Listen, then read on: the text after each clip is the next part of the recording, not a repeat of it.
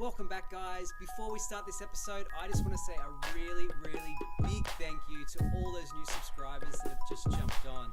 It means the absolute world to me. I planted a seed a long time ago and it just feels like we're beginning to sprout now.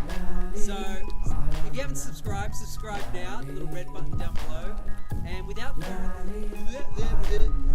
further ado, let's get into the Permaculture Blitz episode. Catch ya. Welcome back to another episode of Lulu's Perch. In this episode, we are going to do a surprise permaculture blitz on our neighbour's property while she's away.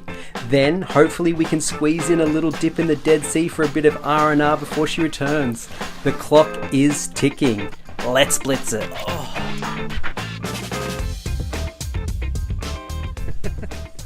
Introducing our good friend, neighbour and all-round prankster Arbla. She's an accomplished English teacher in Jordan who wants to implement permaculture not just in her own garden but all over the entire neighbourhood.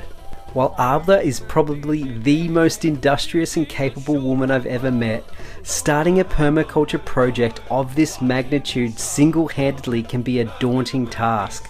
You need lots of helping hands from friends, family and the local community to speed things up. That's where we come in. I'm Jordanian, originally came from Palestine, one of the refugees here from Amman, and I bought this piece of land 10 months ago. Yeah.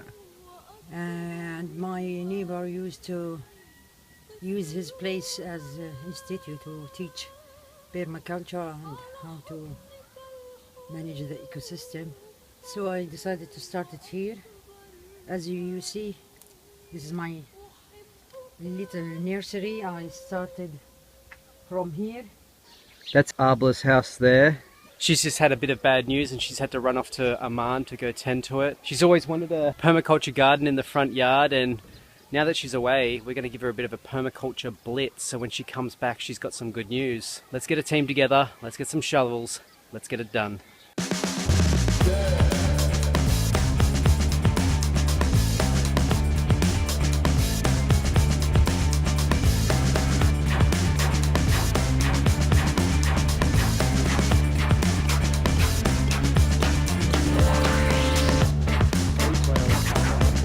So now it's time to start.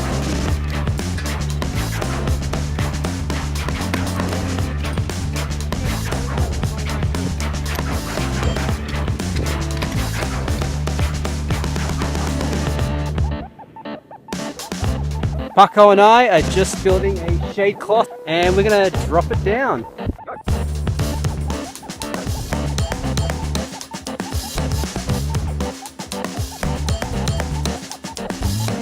She's got a really good compost pile here.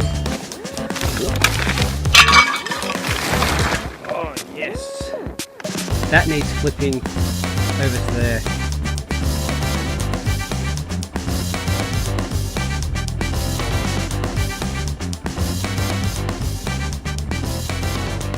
And we'd finished with day one, but day one was definitely not finished with us. Right, so we can hear gunshots just outside on the street. We're not entirely sure if it's like a blood feud between neighbours or just a wedding. So we found out that the AK-47 gunfire was actually a wedding, and so yeah, there's going to be a bit of gunfire tonight.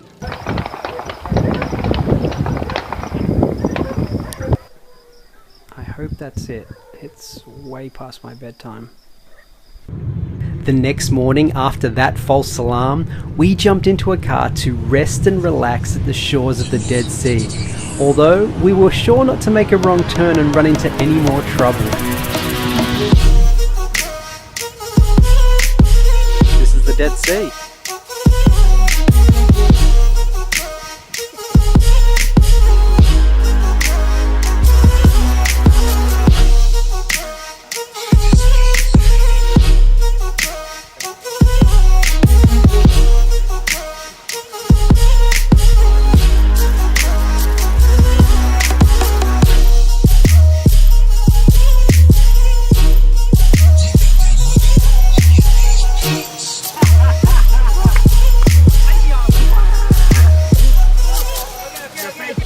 Now that we'd been sufficiently mud-bathed, Dead Sea salted and scalded by hot spring water, we scrambled back to Arbla's place to catch her before she arrived.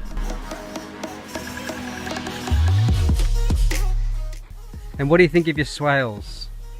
They are magnificent. I like them.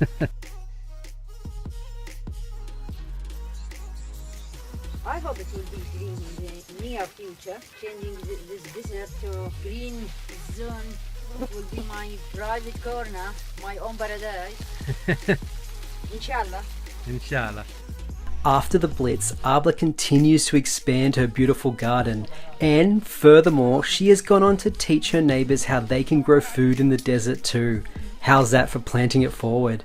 Next episode, storm clouds are gathering for our last week of the internship. Do not miss it. Try get outside, plan it forward for your next door neighbour, and I'll see you in the next chapter. Catch ya!